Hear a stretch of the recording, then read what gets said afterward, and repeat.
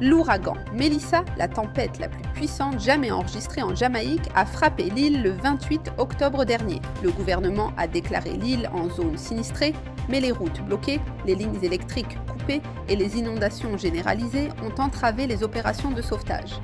L'ouragan a provoqué une onde de tempête de 3 mètres de haut et a frappé l'ouest de l'île de plein fouet, privant plus d'un demi-million de personnes d'électricité. Après avoir dévasté la Jamaïque, l'ouragan a frappé Cuba sous la forme d'une tempête de catégorie 2, provoquant des crues, bloquant les routes et privant 241 communautés où vivent plus de 140 000 personnes d'électricité. Alors que ces pays des Caraïbes tentent de se remettre d'une nouvelle catastrophe naturelle, nous devrions nous demander pourquoi Dieu permet que de tels événements météorologiques se produisent. La Bible en explique la raison. Pour en savoir plus, lisez notre article « Catastrophes naturelles et météorologiques en augmentation ».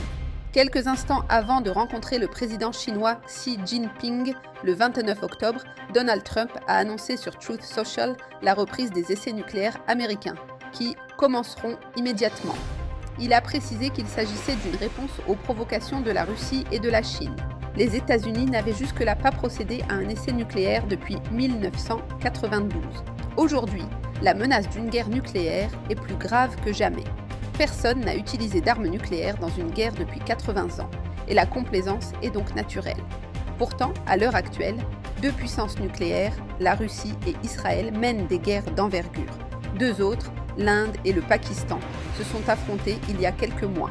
Les enjeux n'ont jamais été aussi importants.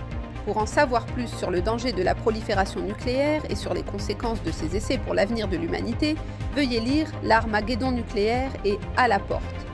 Le gouvernement allemand considère que la technologie des drones militaires est si importante qu'il finance même des fabricants défaillants pour tenter de prendre l'avantage dans la course aux armements de drones.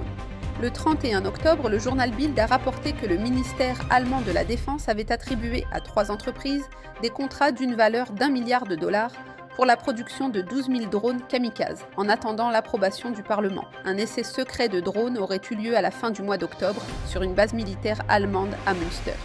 Selon Bild et le Financial Times, la start-up munichoise Helsing a atteint ses cibles à 17 reprises. La start-up berlinoise Stark a échoué lors de ses 2 tentatives de frappe et le géant de la défense Rheinmetall, nouveau venu dans la production de drones, n'a pas participé à l'essai.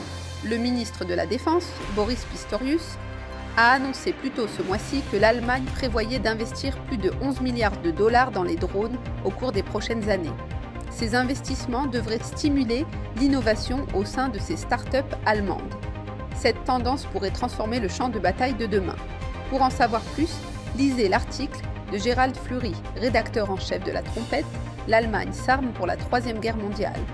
Pour en savoir plus sur l'actualité mondiale et son lien avec la prophétie biblique, consultez latrompette.fr.